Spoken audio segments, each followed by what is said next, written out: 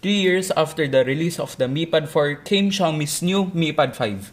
And I'm lucky enough to be able to get a hands-on one of these big boy. The variant that I got here is the 6256GB white color variant, and the prices of other variants is at the upper right corner. But take note that the prices indicated is the prices at AHH Xiaomi Manila is selling for. Facebook page will be linked down below. And now let's go ahead and unwrap this guy.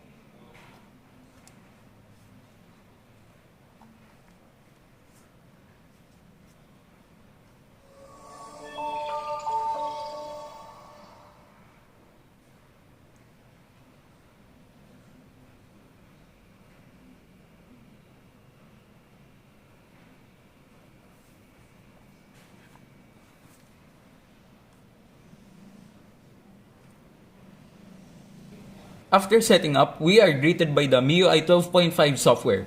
First thing I notice here is that the Mi Pad might be a little bit weighty, weighing around 511 grams. But do take note, it is powered by a 8720 mAh battery and a 11-inch screen. Its screen is an IPS LCD panel with 120Hz refresh rate, and first impressions with the display is that it's not a cheap IPS display by any means.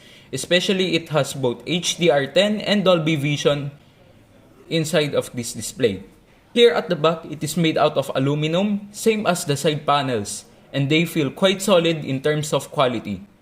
And we can also see here the 13 megapixel rear camera, which we will be checking it out later.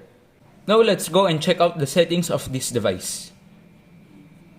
As you can see here, we are currently running under MIUI 12.5.4, which is running on Android 11. And without deleting or installing anything, we are currently eating 19.1 GB of the total 256 GB storage available on this device. Do take note, we are running the fastest UFS 3.1 storage here on the Mi Pad 5. Now let's check if there is Google Mobile Services pre-installed on this device by going here on the accounts and sync. So as you can see, out of the box, we have basic Google services pre-installed on the Mi Pad 5. which means there is Google services already installed in here. I have a tutorial by the way on how to install Google Play Store here on the top right of my video. Now let's go ahead and check its cameras. Here at the rear, let me take a picture first with its 13 megapixel rear camera. Judging by the image here, it produces a really good image, especially right now the indoors lighting here is not that bright, and you can see that the image is quite saturated.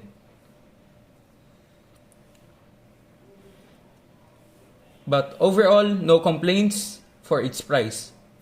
Here on the front cam is powered by a 8 megapixel camera.